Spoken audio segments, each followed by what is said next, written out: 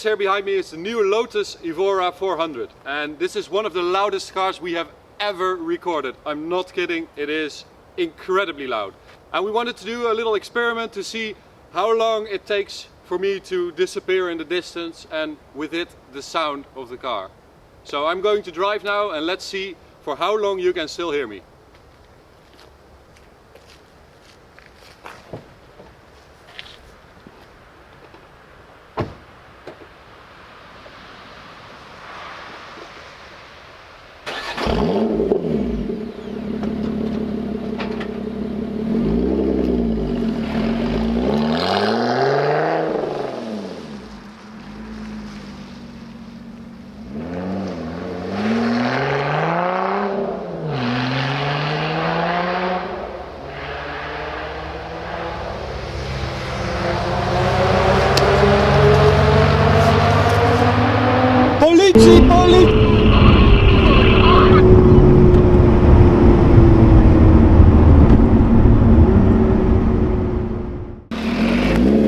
Okay, so take two.